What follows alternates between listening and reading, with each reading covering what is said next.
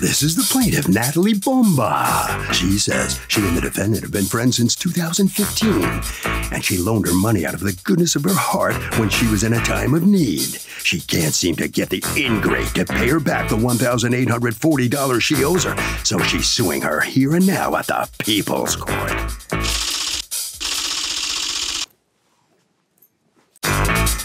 This is the defendant, Joy.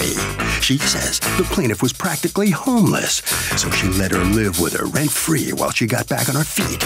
She can't believe the nerve of this woman suing her in the People's Court after all she did supporting her for years. Bottom line, she owes this woman nothing but a curt goodbye and good riddance after this case is done, and the judge will side with her. She's accused of sticking a friend. All parties, please raise your right hands. Welcome back to the People's Court. Next case on the docket. These litigants were good friends, but when the defendant was in a time of need, the plaintiff loaned her money, a lot of it, and got stiffed. But the defendant says the plaintiff was almost homeless, and she let the plaintiff live rent-free for years. It's the case of a friend in need is not necessarily a friend indeed. Thank you, Douglas. Okay, Natalie Bomba, you are suing your former roommate, Joy, for $1,840. You say she owes you and most ungratefully will not repay. Tell me how you two met. We actually met in 2015. And how did you meet? 2015, we met online on some site. All right, and then what? Shortly after that, I became homeless. And she had a 2-bedroom house in Pennsylvania. She offered to take me in. And how long were you living in her house? Oh God, since I moved into the house in PA, we've been living together. Right. How long did you live in the house in Pennsylvania without paying rent? From around September, August of 2015 until around November when we moved out. November of what year? 2015, sorry. Okay. So 2 months, is that my answer? Yes. Okay. And then in November of 2015, where did you move to? We moved to Long Island, to Massapequa. Okay. We were staying in a 10 by 20 room.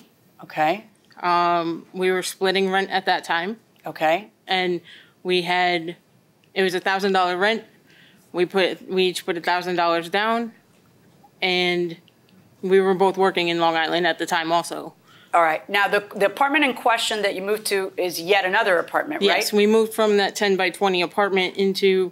It wasn't really an apartment, it was a room, into a 1-bedroom apartment, which was $1,400. Okay. And we split that as well. Was there a security deposit placed on Yes. that? And it was $700 each? Yes. Is it accurate that she paid $700 towards the security deposit? Yes. So now, let's talk about, one of you had a pet, was it you? Yes. All right, and what's the name, is it a dog? It's a dog. What's the name of the dog? Louie. Louie. All right, at some point, according to you, Louie needed some very expensive surgery and you fronted some money. Tell me about that. At the time, it was November 2018. We took the dog to New York Veterinary Specialty Center. How long had you been living with the dog? Since I lived with her in Pennsylvania. So you had that dog in your apartment or 10 by 20 room? The entire time. You had the dog in the 10 by 20 room? And the cat. So you had lived with the dog for 3 years? Yeah. She said your dog needed surgery? Correct. And what was the surgery your dog needed? He had intestinal problems, so he needed surgery with his intestines. Okay, so that was going to cost how much? The approximate cost was $8,000. Wow. And how much did it end up costing? About $7,500. All right. How did you get the money to do that? I had to take out a loan from Care Credit. I had some from my savings, and Natalie Bomba gave me $1,000. All right. And was there ever any understanding that she was going to reimburse you for that? She kept saying she would. And what would you answer? I told her to hold off, don't pay me. Because she didn't take out savings. She borrowed from her aunt. So you told her to wait until when? Until she paid off those. Because she, at the time, was telling me that she paid $5,000. Did you ever tell her she didn't have to pay it? No. I told her she didn't have to pay it at that time. And according to you, you never thought you had to pay it, correct? I did not. Why not? I will say because It was not 2 months. It was 6 months that Natalie lived free in my house. She was homeless when we met. I did put much work into her car, her brakes. She was living out of her car, and at one point, it was unable to move. And I didn't save every receipt, but I paid these things for her, and I did not expect it back, nor did I sue her for it back or request for it back, because I knew the position that she was in. I just hoped that one day, if I needed something, she would do the same for me. What's the peril of loaning a good friend money? You are not going to get it back unless you have any written agreement. So your friends are that lousy, huh? They can be. Yeah, I know what you're saying. Going inside the courtroom. She says that you owe her $115 for a separate vet visit that happened after that. What do you say to that? That did happen, and that she would get the $115 back. You did tell her that you would pay. I absolutely did. But did you? I did not, because I was sued and I didn't know how to proceed with communication then. Okay. What is the $700? I understand. The $700 has to do with your security deposit, yes. Right? Did you get out of the lease? I moved out in July. But were you guys living month to month, or were you in the middle of a lease? What was it? The lease was done in December, and it was month to month from that point on. Okay. And when did she move out? So she moved out July, I believe the second week in July, right around my birthday. And the reason— And why did you move out? Let me ask you. I moved out because she brought somebody in the house, a third person, who is addicted and actively using. How do you know that they were actively using? This woman came in the house and she was often like nodding out, falling over, stumbling. She couldn't make a complete sentence. And I approached her about it and I said, why is she here like this? And what did she say? She said, it's heart medication. It's heart medication. Who was this person?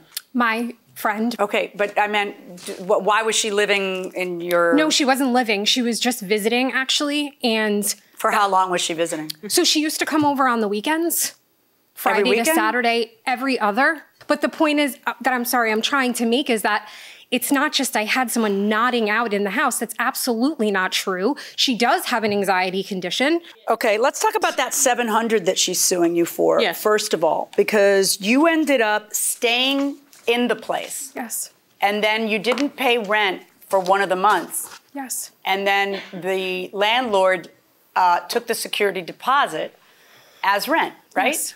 Okay, why wouldn't you then owe her, because she's expecting that money back when you move out. So why wouldn't she be right that you owe her the $700? When I move out, I absolutely No, but why? The landlord already gave it to you by letting you skip rent. So you owe her the $700 for sure. Now, the vet bills, you agree to $115 of it. It's the $1,000 that is in debate. Correct. $25 remaining balance for June 2019 cable bill. Do you have that bill? I don't have the physical bill because I never got it. It was all online, and I don't have access to Optimum. However, that's fine with me. I hope it's fine with you if I just dismiss that part because you're not proving anything. I understand. Oh, okay, so that one's gone. I do have text messages And then the from her next saying that she owes question it. is that $1,000. All right, now you've submitted a series of texts that went back and forth. They're very voluminous, but there's one in particular that I'd like to discuss with you. Sure. You say to her, you act like I'm asking you for something unreasonable when I ask for the $700 back or the $25 or the $100, I presume you meant $115 there, when really I need to be asking for the $1,000 back also. Yes. Okay, so clearly there was a point in time when you had already, I presume, moved out at this point. Yes. And you're talking about the money owed, and the $1,000 is not part of it. And it is only then that you say, you know what? I should be asking you for that $1,000, but I'm not. Then why weren't you ever asking for it back? Why is there this text that says, what I really need to be asking for is $1,000 back? That sounds to me like somebody who felt like this is your dog too. You've been through a lot with this dog. In fact, you've been in a 10 by 20 room with the dog. Yes. And, you know, and now the dog needs you and you ponied up some dough.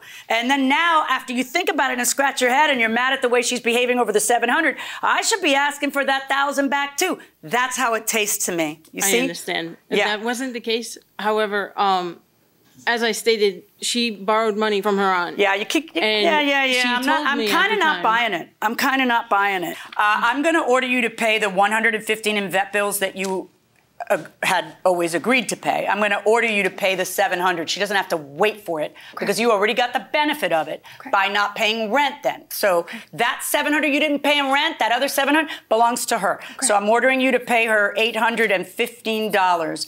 So $815 verdict for the plaintiff. Thank you.